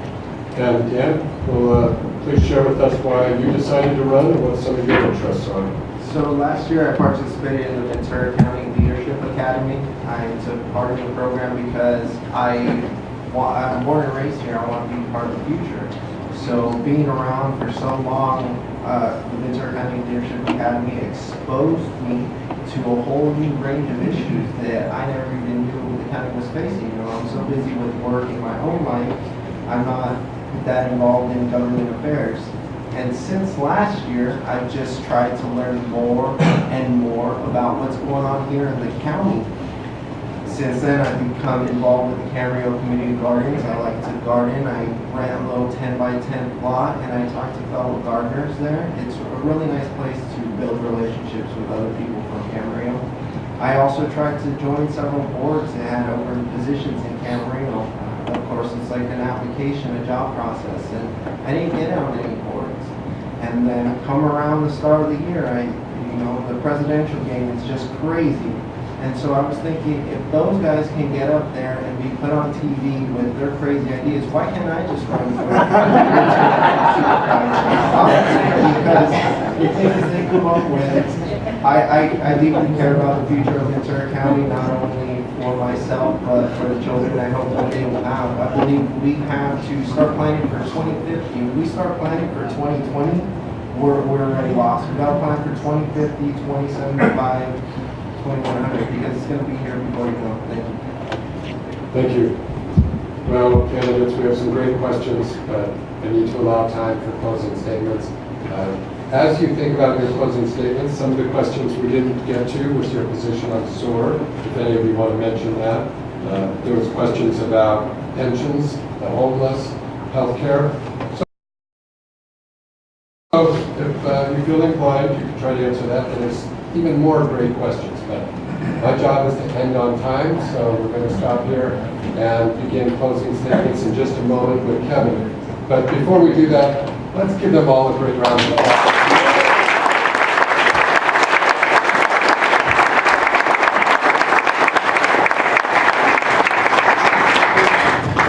And also to put on something like this, which is being televised, as I said earlier, we're grateful to KADY-TV for being here. Grateful to the City Council and Annette and Patrick Maynard who are helping to put this on tonight. So how about a round of applause?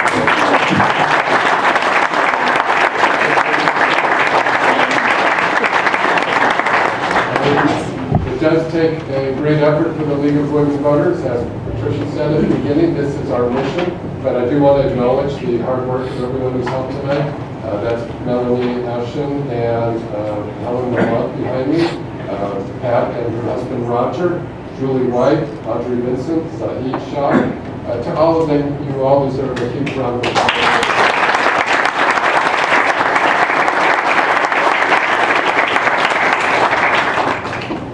Okay, candidates, you now have 2 minutes for your closing statements.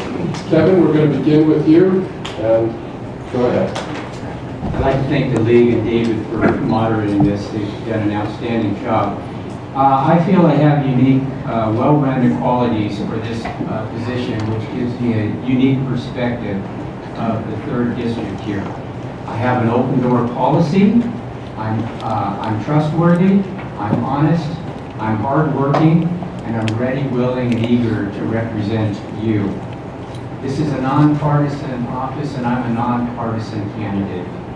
I don't have any special interests that are supporting me. I do not have a lot of institutional endorsements. I have the endorsements of people like I am and like all of you here are. I call them as I see them. I'm a problem solver, and I know how to bring people together to solve challenging and difficult issues that this county is facing here. My supporters are all volunteers. I have no paid people on my campaign committee here. I represent you, the people, and that is all that I care about, is the way that you live your lives. I'm here to try to help you improve your lives, and I want to make sure that all of you know that you're going to be my boss if I'm lucky enough to be on and elected and be on the Board of Supervisors here. We live in the finest county in not only the state, but in this country here. And I am honored to be considered for this position here. Ventura County's best days are ahead of it. No question about it. We stand on the shoulders of giants here in a remarkable county here. I ask for your support. I'm humble. I'm ready to serve you. I look forward to meeting each and every one of you after this debate that we have here. And I ask for your vote on June 7th. Our next candidate is Kelly Long. Hello, thank you again for coming here tonight and educating yourself on the candidates. I believe it is important that you know who the candidates are and what they're all about, what they represent. But we need to make sure that we elect a strong board of supervisors to do the very best for our community. And as I go door to door, many citizens don't even know what a supervisor does in this election. So I know that many questions didn't get answered tonight, but I urge you to educate yourself, go on our websites, really make sure you vote for the right person on June 7th. Because this is a nonpartisan race, and we need to elect the very best person. I make common sense decisions. I bring a fresh perspective to the leadership role. I have spent a lot of time listening. And I think of us, and I agree with all of you, that status quo is just not enough. We have problems here, and we need to fix them. We need to make meaningful changes, and we need new leadership. I want to create a stronger and better Ventura County. So how do we do that? We create effective and efficient government. We reduce the layers of bureaucracy. We manage our resources and be strategic when we're planning for our future. As a school board trustee, an experienced businesswoman, and a working mother, I have a vested interest in our community. And I will put public safety first and ensure that we're fiscally conservative and protect the quality of life. I'm proud to be endorsed by numerous organizations and citizens in our county. And if you agree with me, and you agree that we do have some problems out there that we need to fix, then I need your support on June 7th, and I ask you to vote for me. Let me be your voice. Thank you. Thank you. Our next candidate is Martine Hernandez.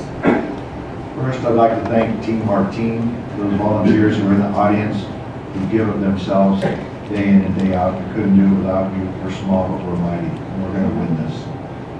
Last night, my son said he does not consider me a politician. I'm just another dude on the block.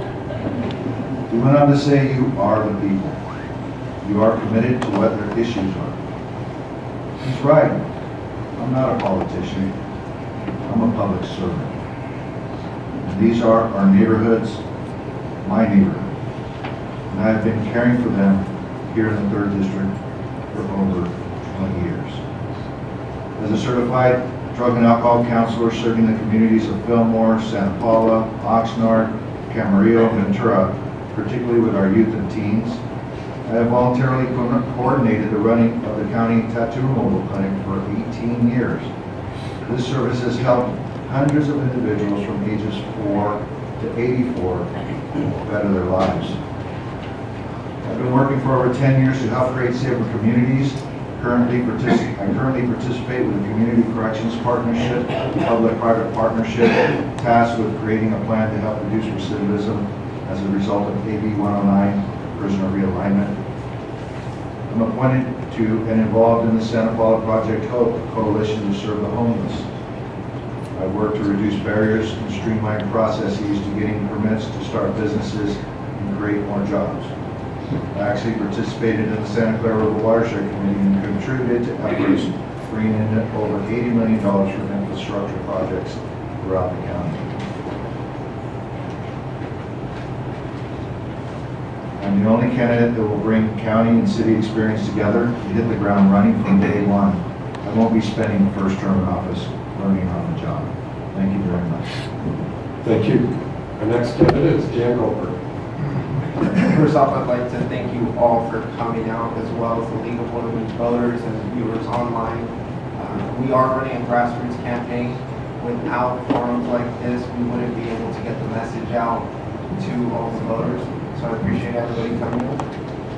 I will be back on Sunday. I am knocking on doors, doing it the old-fashioned way. We are going to speak with voters. You know, you can tell me I'm wrong. You can tell me I'm green. You can tell me I don't have a single clue what I'm talking about. I'll listen. But then I hope you'll let me talk and you'll listen to what I have to say and the future and the vision I have for Ventura County. I'm not bought and paid for by special interests. I will stand up to special interests. I believe in the future of Ventura County. If you vote for Dan, it will be a vote for Ventura County. I'd like to close by saying that I love Ventura County and I hope you do too. Thank you. Thank you. Our next candidate is Carla Casilla. Thank you all for being here. Gracias a todos que están aquí por acompañarnos. Si necesitan más información en español, por favor pasen a la mesa. For anybody else who would like information in Spanish, please feel free to pass by our table for materials that are bilingual. After 20 years representing families of the 3rd District, Supervisor Kathy Long's retirement leaves a leadership void that will be tough to fill. I'm honored to be endorsed by her and proud that she has the confidence in me to do this job effectively. I'm also honored to have the endorsements from teachers, education leaders, law enforcement leaders, including the Ventura County Deputy Sheriff's Association, the Ventura County Peace Officers Association, and I'd like to acknowledge at this point that this week is National Peace Officer Memorial Week, where we honor our fallen officers who have paid the ultimate price in the line of duty. And so if you'd like blue ribbons to commemorate their families and their legacies, please feel free to stop by the campaign table. I'm also endorsed by the Ventura County Professional Firefighters and the California Nurses Association. This diverse coalition of support speaks to my ability to work with all facets of county government, and ultimately we share a common vision for the future of Ventura County. A vision that includes a balanced, healthy economy with strong small businesses at its core, allowing our small towns to thrive. A future that continues to grow and strengthen a well-trained workforce. A future with sustainable environment and protected from reckless development and pollution. A future that addresses policies and invests in services for our veterans, including access to quality jobs, affordable housing, access to health care, and more. A future that addresses issues for seniors such as housing needs, access to quality health care.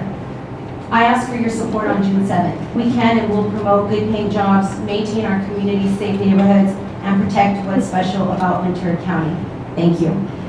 Thank you. Our next candidate is Jesus Torres. Thank you to the League of Women Voters. Thank you for all Santa Clara residents who are here. Not many people come out to a forum like this, and so thank you. You guys are the dedicated ones here. This is an important election as times are changing. Our economy is evolving. We're going through very huge demographic shifts. Not to mention the next supervisor will play a major role in crafting the county's general plan. The status quo and familiar leadership have gone this year, but now it's time for new ideas, fresh approach to our challenges. We can't be electing the same politicians and bureaucrats that work for them and expect different results. We can do better. I want to convene all cities in the Santa Clara Valley and unite them under one strong voice to be a force in determining its own fate. I want to help further your goals and objectives as supervisor and serve as a partner and a friend in county government. I will stand up for you and commit to an equitable distribution of county services. I will work to restore the Santa Clara Valley as that shining city on the hill. No one else has business acumen, commitment to social justice, and government experience that I do. It's time for change. Politicians and government employees have run out of new ideas. Support new and bold leadership. Let's win the future for our families. And I won't wait till June 7th, because some of you already have your ballots. So vote for me now or June 7th. Thank you so much. Thank you. Our next candidate is Mike Moore. First, I'd like to thank the City of Fillmore for allowing us to use these chambers along with the League of Women Voters. So thank you, Fillmore. I'm dedicated to making Ventura County one of the best places to live. My experience has prepared me to hit the ground running. Through established and working relationships with officials across the county and appointments to numerous county and statewide boards, I feel I'll bring experience, focus, knowledge, and determination to a district with a diverse set of needs. It is also helpful that I speak fluent Spanish. What is important also is that we need to know what candidates have contributed to make their communities better, not as elected officials or as representatives for elected officials. What have you done for your community? I've done a lot. I'll name 3. I worked hard for well-planned controlled growth of our city, Camarillo, by spearheading our successful growth control initiative in 1983, which stopped runaway development. Also, I protected ag land as past co-chair of our successful Camarillo SOAR initiative, which I continue to support. I was the founder of the Camarillo Arts Council and led fundraisers efforts to construct the Performing Arts Pavilion located at Constitution Park without taxpayers' dollars. When the governor closed the state hospital, I helped form a citizens committee to promote California State University rather than a state prison that had been planned by officials of Sacramento. Ventura County's vital economy and agricultural industry must be protected. My experience in Camarillo has prepared me for this challenge. I pledge to work with cities to provide sustainable water supply, traffic solutions, public safety, job retention, and housing needs. Doing this, we need to work with cities, not just the county doing this, but along with city officials, because every city has its own needs. I have the passion, energy to serve you, and would appreciate your vote. Thank you. Thank you. So one comment and an announcement in a moment, but it's in a democracy, which we're all very lucky to live in, it takes people to run for office. They give up time from their families, they have to get volunteers, they have to ask for money, and democracy wouldn't work without that. So I think all 7 of them deserve a nice round of applause.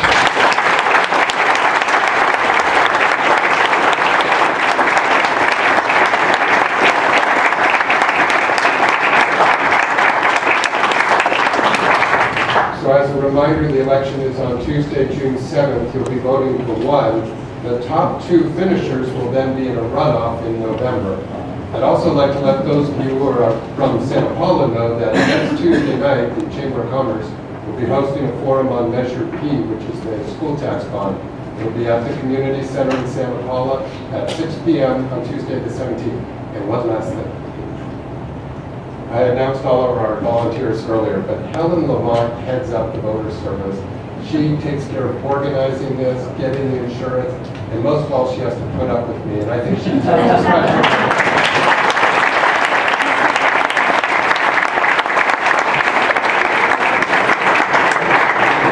Thank you, everyone, and good night. Good night.